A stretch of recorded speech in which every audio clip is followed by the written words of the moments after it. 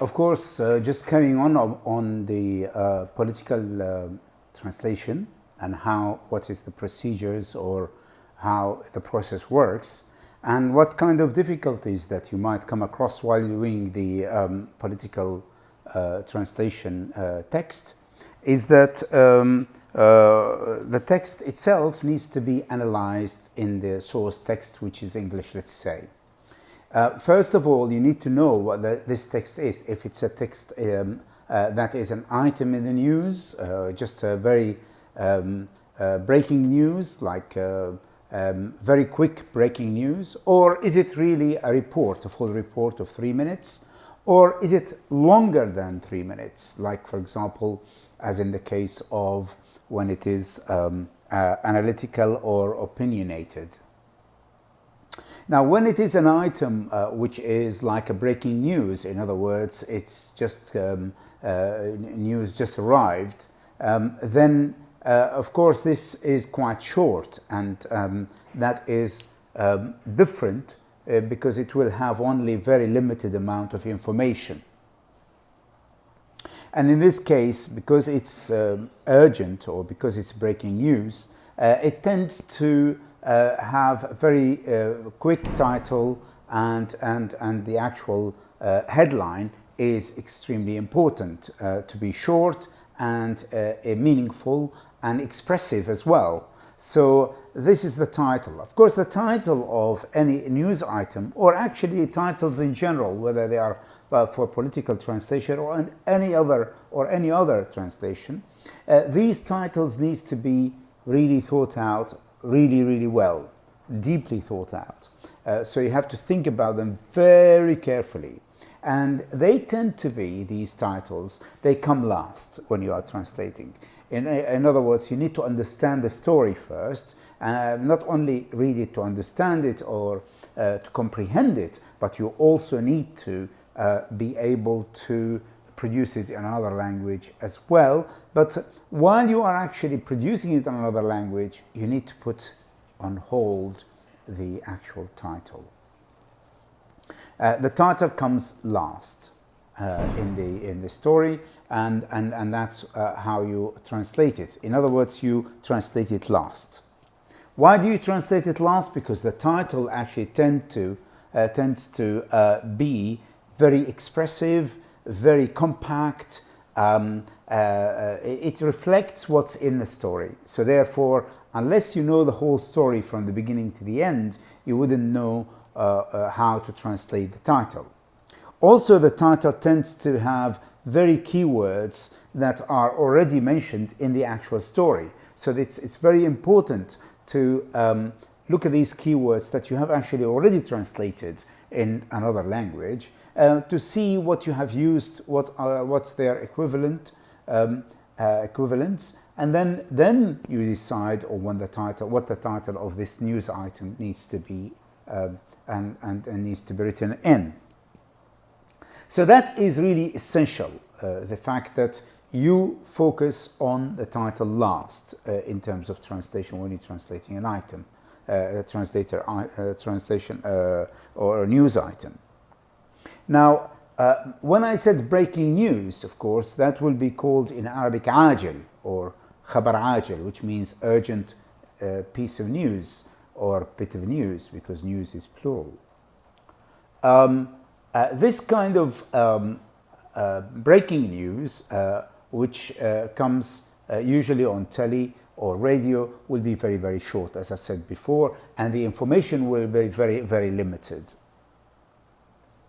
When it goes on to become this news item, when it is like a report, then it's a little bit different, in that the report will have not only facts and figures or what happened in that particular news item, but more information related to or relating to the speakers or witnesses who have witnessed this piece of news. And these speakers or these actors, if you like, or players, these players are usually, if it is between countries, the news between two countries and two states rather, because state is a government and it's more formal.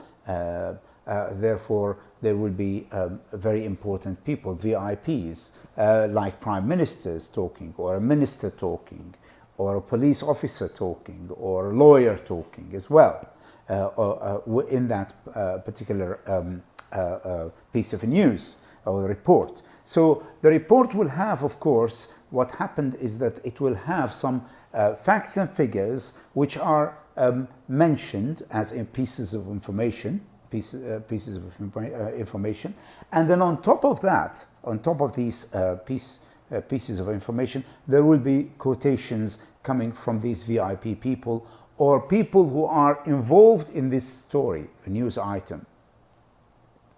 And these people will be, for example, as I said, it could be a prime minister, it could be maybe a hospital manager, it could be a doctor, medical doctor, it could be also a police officer, and it could be also none of these or non-governmental agency, i.e. NGO, as they call them.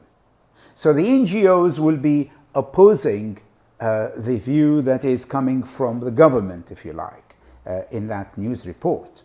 So there will be two sides to the same story. One side of the story will be related to the official statements, and there will be also those statements that come from the union, General Secretary of the Union, perhaps, or an association, or an NGO of a certain type who will comment on that particular event.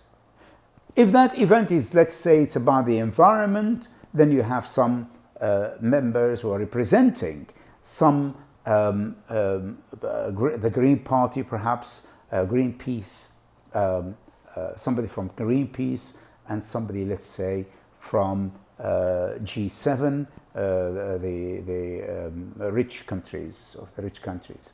So this is how the actual news report will be. So you need to be aware of that kind of structure that's happening there, where there are two sides to the story, or more than two sides to the story if there are more victims being interviewed and their quotation being used. Now, when you are using these quotations, now the problem is that sometimes these news items are, let's say, spoken by different people who speak different languages. So that means they're going to be translated into the, let's say, English first, and in the news item, and then you are translating it into Arabic or Spanish or Portuguese or French or German or Russian or whatever, Chinese. You need to be aware that some of these statements are not originally in English.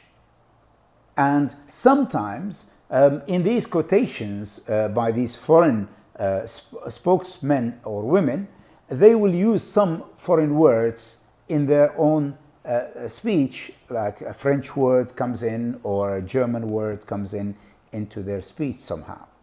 So here you have a little bit of a problem as a translator, because you're not only translating English into your own language, into your target language, but you are also dealing with other languages as well. So it's multilingualism that's being an issue, and you need to face that challenge as well.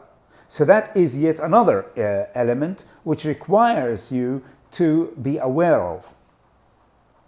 When we come to the third type, which is the editorial, and what I said that before, and it is an opinionated kind of column in a newspaper, or if you are seeing that in an interview with someone who is analyzing a situation, that opinionated kind of item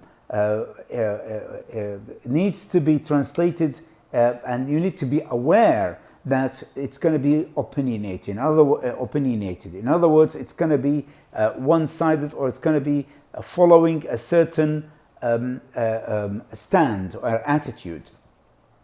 And that is where you need to be aware of that. You need to know that this opinionated piece, which whether it's an interview or whether it's an editorial in a newspaper, is that it will be analyzing and evaluating. That's very, very important word. The word analyzing and the word evaluating, both these two words are extremely important when you are actually reading the source texts. So you need to be aware that in the source text, the writer of the original piece is actually, or the author of the original piece is actually analyzing and trying to evaluate using evaluation in his or her piece of writing.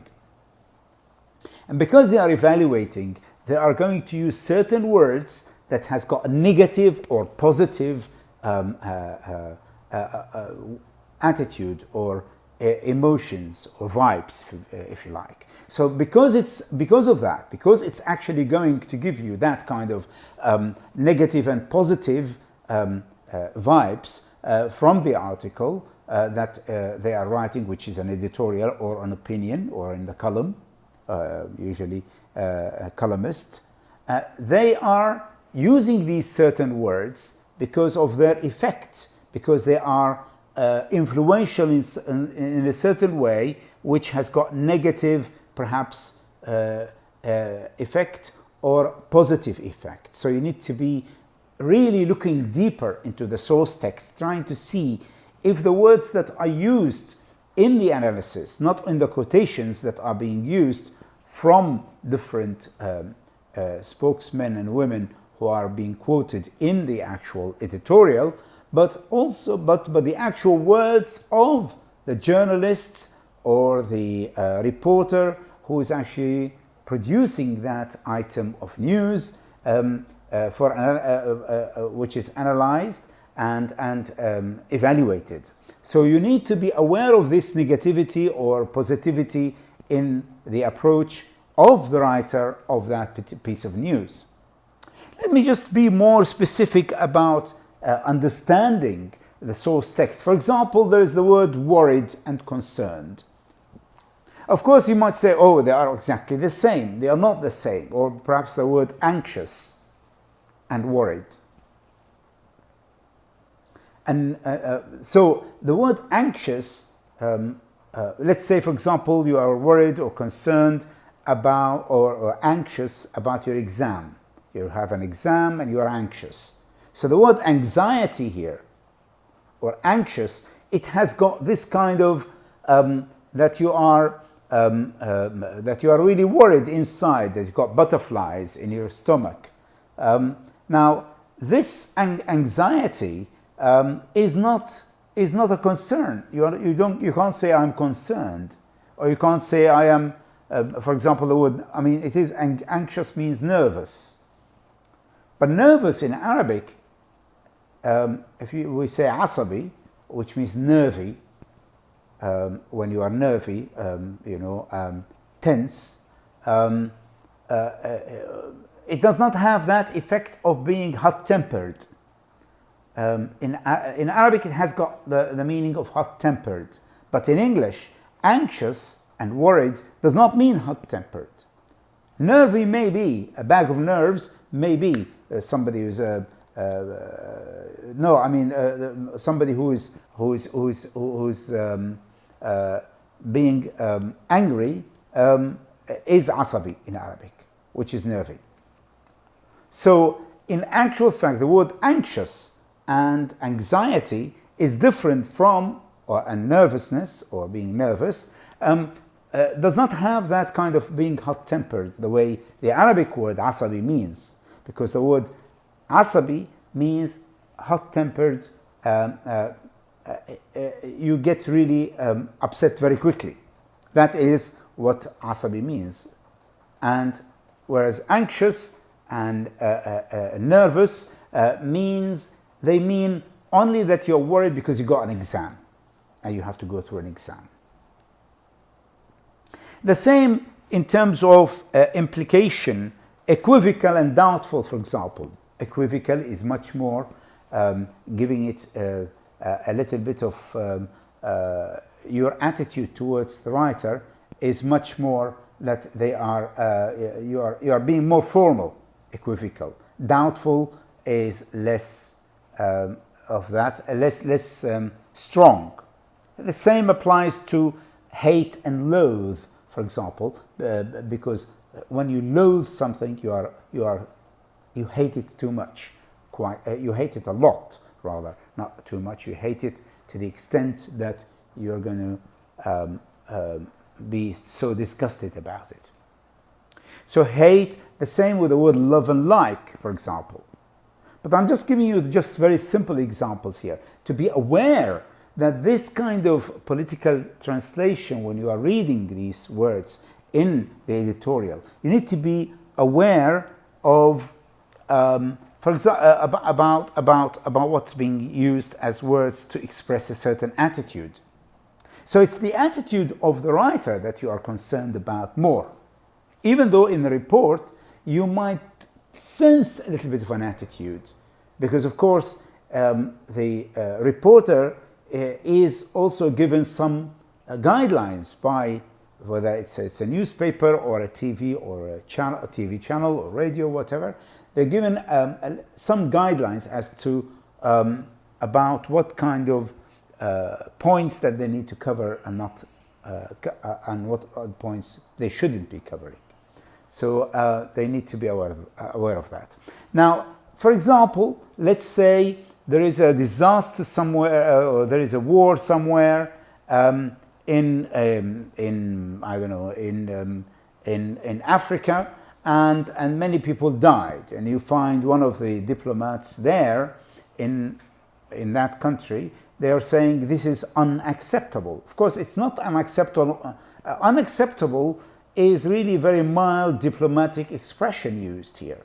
But of course, having many people killed is not only to be described as unacceptable, it's much more than that. But of course, diplomats do use this in their speech, in their discourse, and that kind of narrative they use is really you need to be aware of, and you need to be careful with as well, because what you're translating diplomatic language in the political translation or in the political domain.